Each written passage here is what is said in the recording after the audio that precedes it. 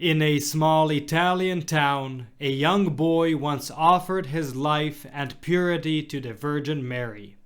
That boy was Francesco Forgione, the future Padre Pio. Stay tuned to hear the story.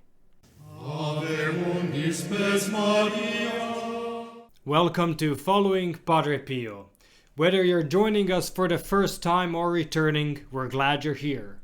Today's story from Padre Pio's life may inspire you in ways you didn't expect. Now let's dive into today's story. Tomorrow, December 2nd, marks a special day in the history of Pietrelcina, Padre Pio's hometown.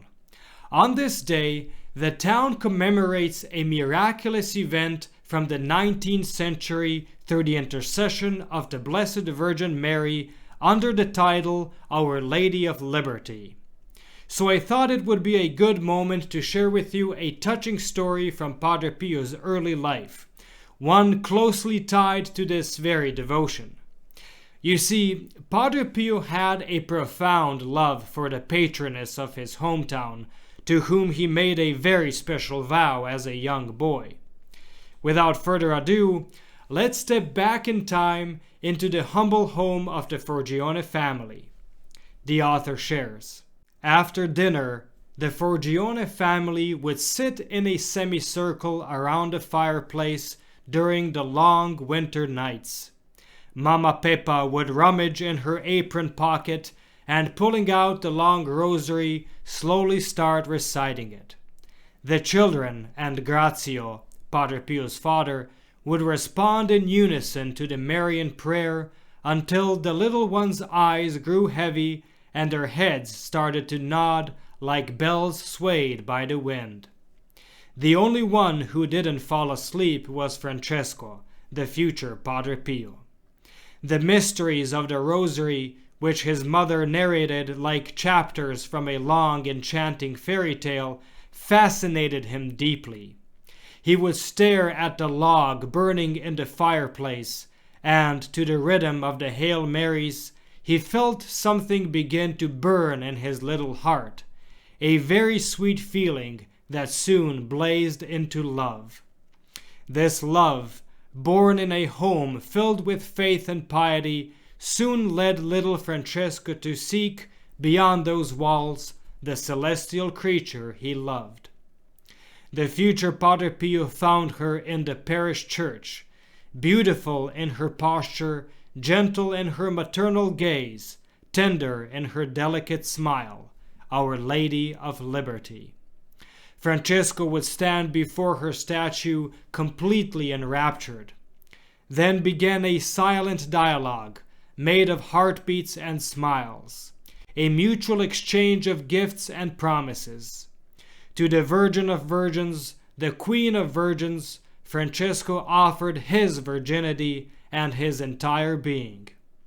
Pleased with his offering, Our Lady of Liberty rewarded the little one with frequent apparitions.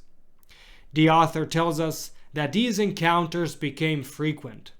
Francesco, returning home from Piana Romana, would stop to pick the most beautiful fragrant wildflowers by the roadside.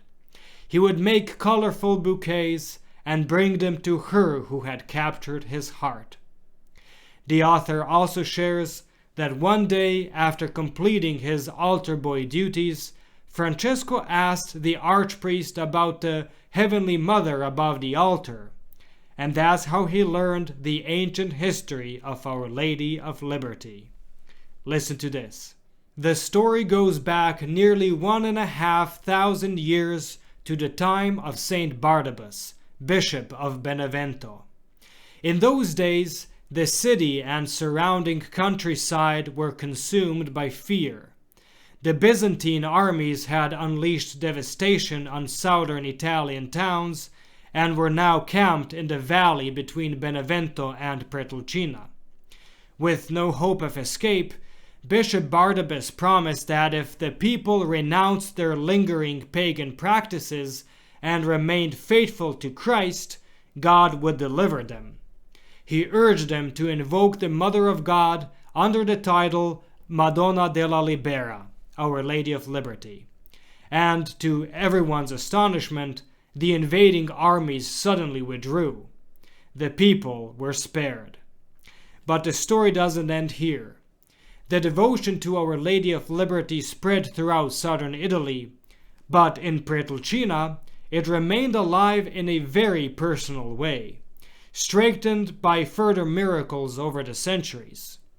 One such miracle occurred in 1854, when a terrible cholera epidemic swept through Pietrelcina.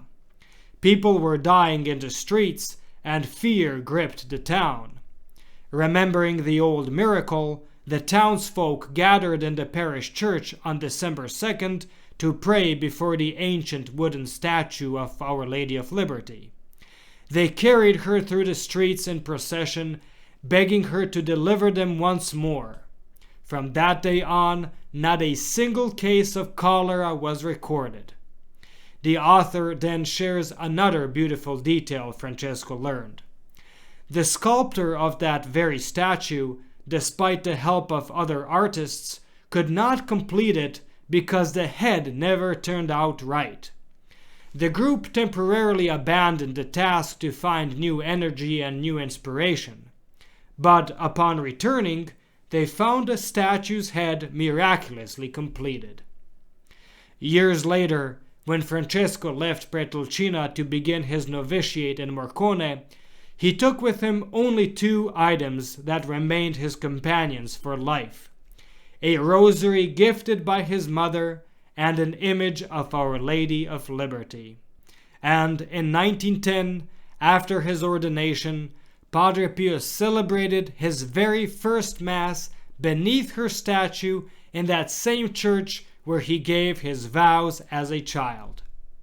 And with that, we conclude today's story. Thank you for watching.